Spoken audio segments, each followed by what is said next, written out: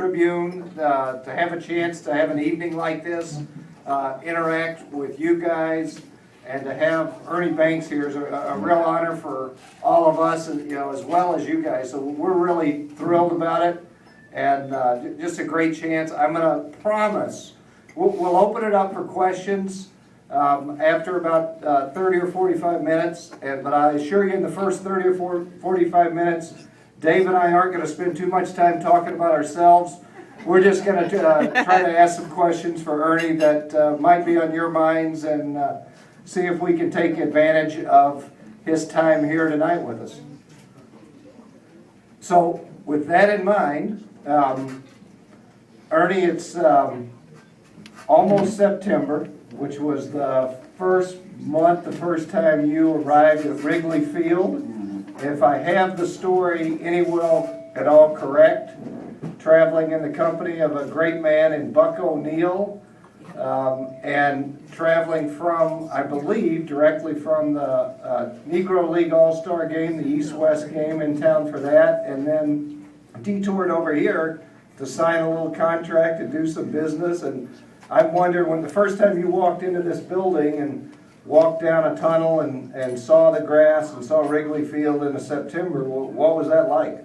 Well, thank you for the fine introduction. That was a real shock to me.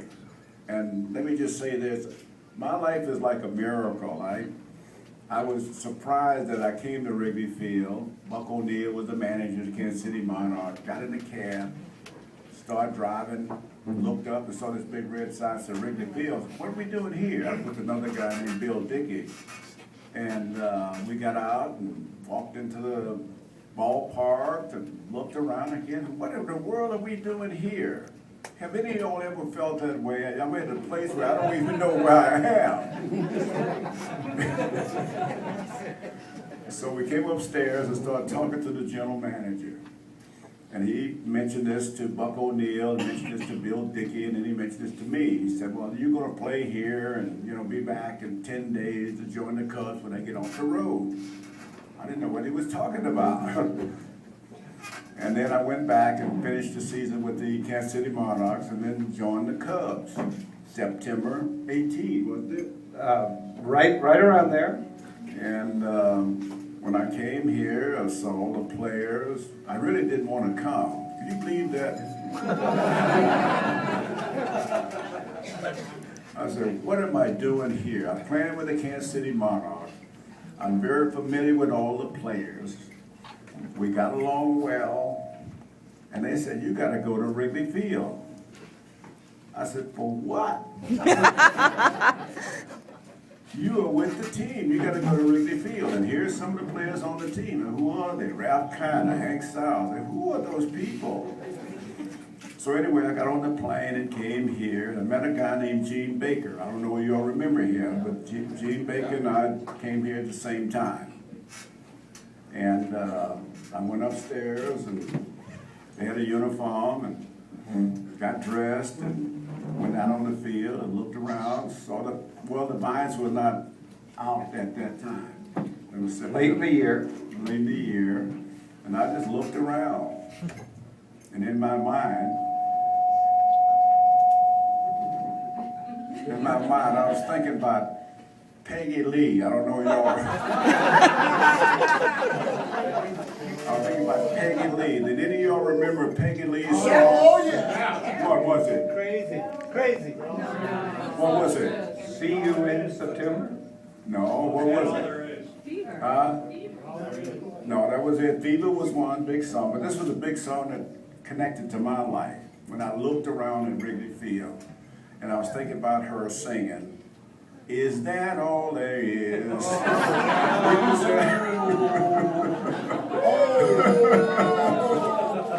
Is that all there is, my friend?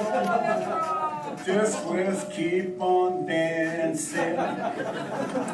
So what I was doing is looking at the bleachers and how close it was, and no lights at Wrigley, and then we had not many people in the stands, and it was just strange to me to be there. We had a manager named Phil Camaretta. He played here in 1945 and in the World Series. And he came up, said hello, and welcome to the team and all of that. And, you know, that was really a shock to me. I was just totally lost. And that's where my life has been for 50 years that I've been here. Ernie, I've got a couple of little follow-up questions on that. And people don't usually talk that much about batting practice. Now, I don't know if this is true or not, but I've certainly heard it. Now, the first time you took batting practice here, what happened the first pitch? I don't remember that. Oh, well, the legend is the first pitch you took in batting practice sailed over the wall and out of the ballpark, home run. Oh yeah, in batting practice. Yeah, see, I said nobody remembers batting practice. I didn't remember that either. I mean, I just stepped in the batting cage, grabbed the bat, threw me the ball, and boom, I hit it out of the park. And I said, is that all there is? Yeah. Ernie, look around. I see there's some children here, some youth baseball players, teenagers, probably went to baseball academy, might have had, you played Little League baseball, played Pony League baseball, looking forward to playing to their high school team, would love to have a chance to play baseball as a job. Yourself, how much baseball did you play as a kid? Well, I didn't play a lot of baseball. This is another strange story. This is a miracle now I'm talking about. I didn't want to play baseball. My dad paid me to play catch with him after he got out of work. And he wanted to be a baseball player, but I had no idea that I wanted to be a baseball player. But I want to be, like a lot of young people here, I wanted to be an international lawyer. So throughout my life growing up, I've always said to myself, gosh, human beings are the only ones that can make life complicated and unpleasant. Amen to that. Who said that? Amen. Because every time I was around people, they always start talking about what they have, where they've been, what they've done, their children, and I feel like slapping them, saying, hey, stop out of it. Talk about something that can make this a better world. I then said it to myself. Do something, say something to make this a better world. So throughout my life, that's what I've always been searching for. My footsteps to make this a better world. And that is, and Barack did this, to win the Nobel Peace Prize. That was my thought when I was quite young. So that was all about my whole life. And then my mother was born in Louisiana. So in Louisiana, they had, it's not a religion, it was just what they did. They called it voodoo. And you all have never heard of voodoo, have you? So my dad took me to a lady that was a psychic or something to tell me, would I play baseball or go into the army? That's what he wanted to know from her.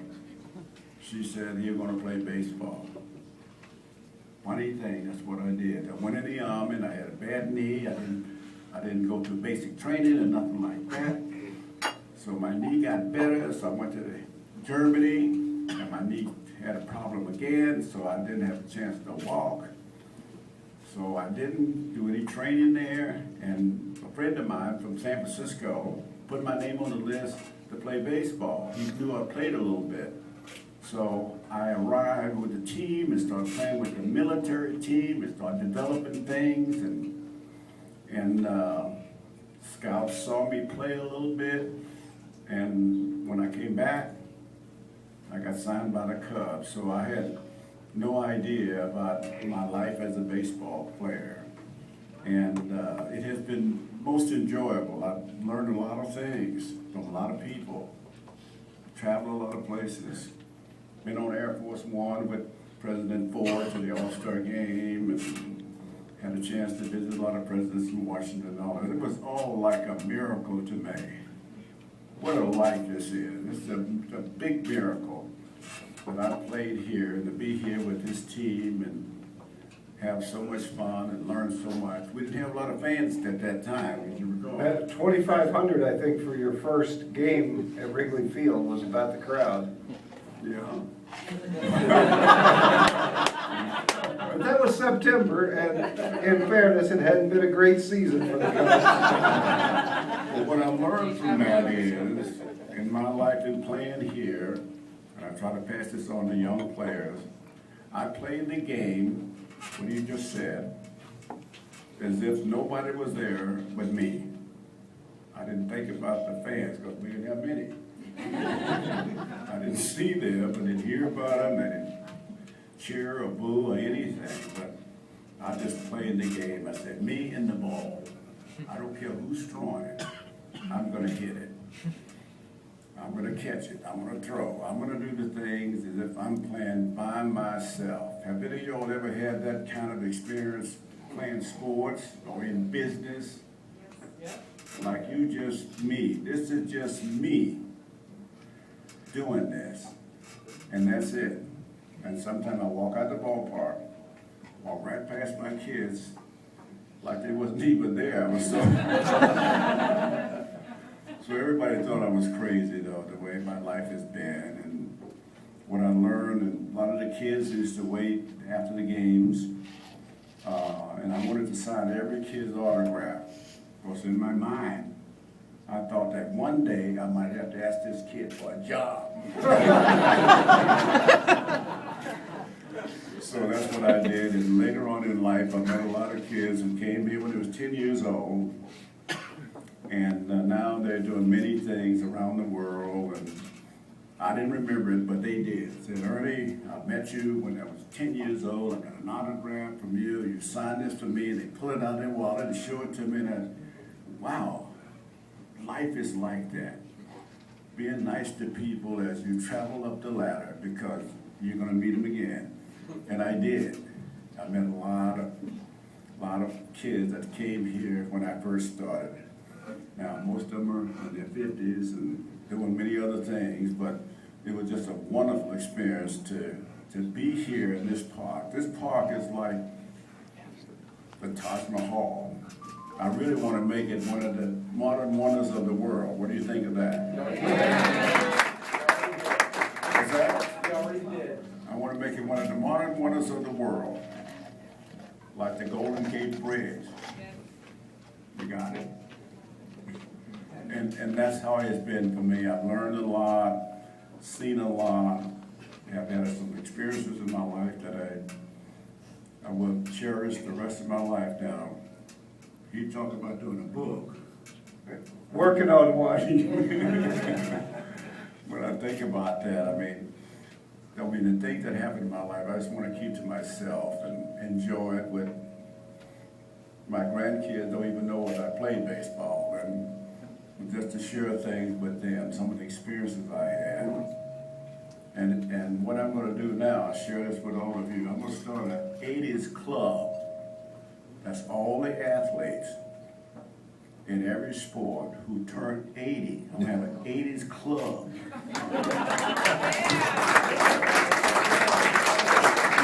Anybody here 80?